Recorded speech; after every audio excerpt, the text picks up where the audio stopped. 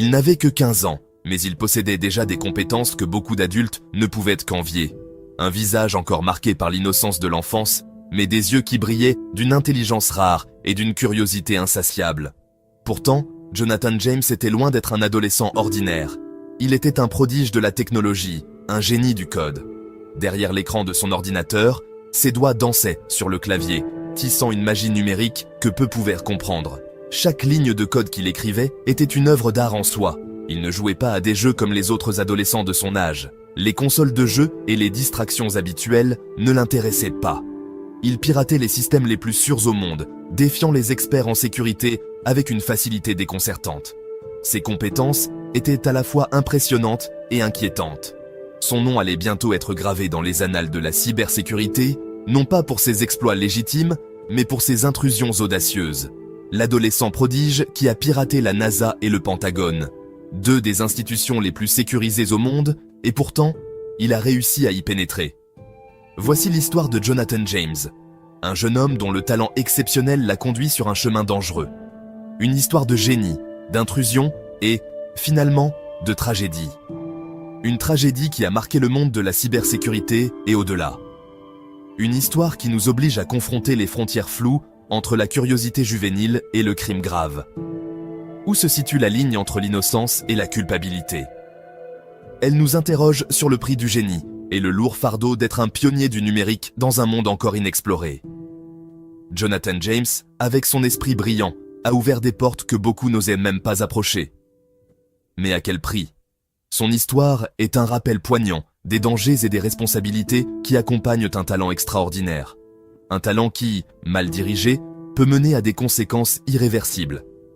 Jonathan James, un nom qui restera à jamais gravé dans l'histoire, non seulement pour ses exploits, mais aussi pour les leçons qu'il nous a laissées.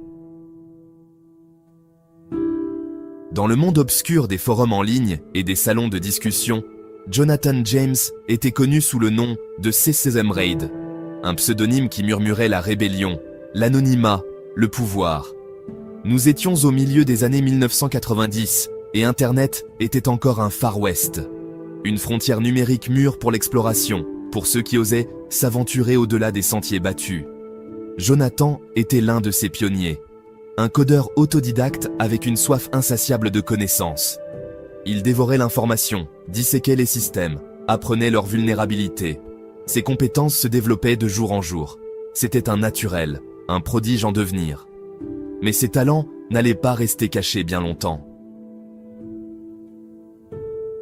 Le chemin de Jonathan a commencé de manière assez innocente. Une fascination pour les ordinateurs, une soif de connaissances. Mais cette curiosité s'est rapidement transformée en obsession. Il passait d'innombrables heures devant son écran, l'esprit absorbé par les subtilités du code. À 13 ans, il était déjà un hacker chevronné. Il pouvait se glisser entre les mailles du filet numérique, contourner les pare-feux et accéder à des informations censées être confidentielles. C'était un jeu palpitant, un test de ses capacités. Mais c'était un jeu dangereux, aux conséquences bien réelles. Des conséquences que Jonathan, dans sa naïveté juvénile, ne pouvait pas encore comprendre. Nous sommes en 1999, l'ère de l'Internet est en pleine expansion, et les ordinateurs deviennent des outils essentiels dans les foyers et les entreprises. C'est une époque où les possibilités semblent infinies, mais où les dangers numériques commencent à émerger. Jonathan James, alors âgé de 15 ans, jette son dévolu sur une cible qui va le rendre tristement célèbre, la NASA. Ce jeune prodige de l'informatique, connu sous le pseudonyme de C0M Reid, est fasciné par les défis techniques et les mystères de l'espace. L'agence même qui incarnait l'ambition humaine, qui osait toucher les étoiles. La NASA, avec ses missions audacieuses et ses découvertes révolutionnaires, représente le summum de l'exploration scientifique et technologique. Ses doigts volent sur le clavier, son esprit est un tourbillon d'algorithmes et d'exploits. Chaque ligne de code qu'il écrit le rapproche un peu plus de son objectif. Il utilise ses compétences pour naviguer dans les méandres des systèmes informatiques, cherchant la faille qui lui permettra de pénétrer les défenses de la NASA. Il contourne les protocoles de sécurité, se glissant à travers les barrières numériques comme un fantôme. Les pare-feux et les systèmes de détection d'intrusion ne sont que des obstacles temporaires pour lui.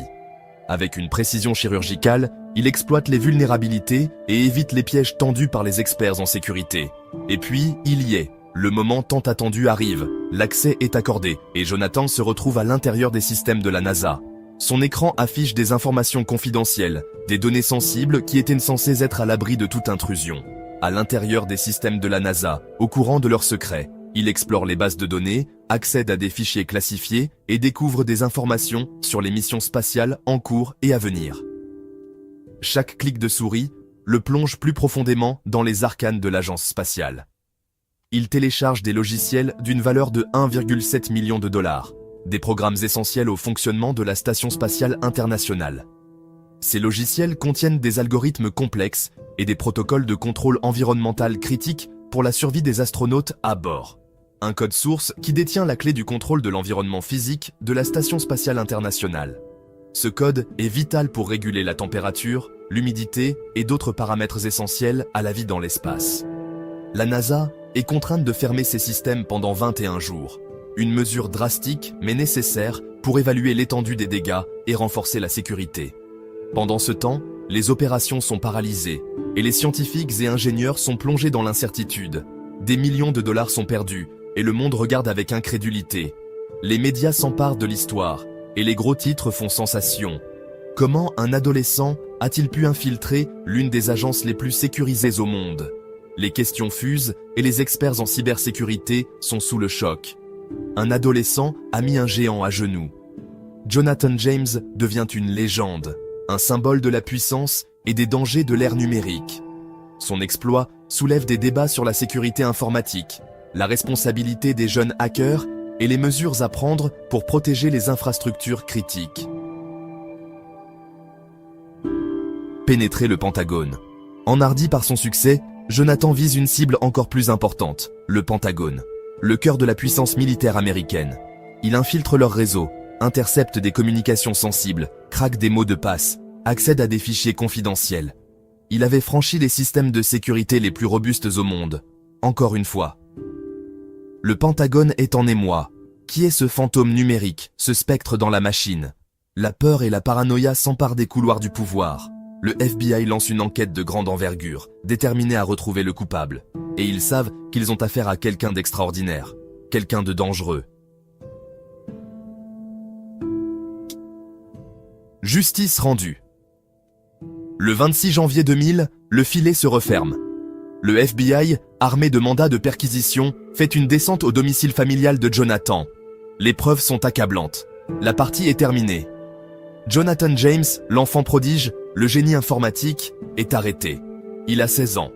En 2001, Jonathan James devient le premier mineur à être condamné pour cybercriminalité aux États-Unis. Il est condamné à 6 mois d'arrêt domiciliaire et à une période de probation. C'est une peine clémente, une reconnaissance de son âge et du caractère sans précédent de ses crimes. Mais le mal est fait. La vie de Jonathan, autrefois pleine de promesses, est désormais irrémédiablement entachée. Une fin tragique et une note cryptique. Les années qui suivent sont une lutte pour Jonathan. Il se retrouve souvent seul, face à un écran d'ordinateur, cherchant désespérément des réponses à ses questions. Il a du mal à trouver sa place dans un monde qui le craint et le méprise à la fois. Chaque jour est une bataille contre les préjugés et la méfiance. Puis, en 2008, une importante faille de sécurité informatique secoue le secteur de la vente au détail. Les médias s'emparent de l'affaire, créant une panique généralisée. Des millions de données de cartes de crédit sont volées, compromettant la sécurité financière de nombreuses personnes. Jonathan James, une fois de plus, devient une personne d'intérêt. Les autorités le surveillent de près, cherchant des preuves de son implication. Il nie farouchement toute implication. Ses proches le soutiennent, mais le doute persiste dans l'esprit du public. Mais l'ombre du soupçon plane. Jonathan se sent traqué, incapable de prouver son innocence. Le 18 mai 2008, Jonathan James met fin à ses jours. Il avait 24 ans. Sa mort choque et attriste ceux qui le connaissaient.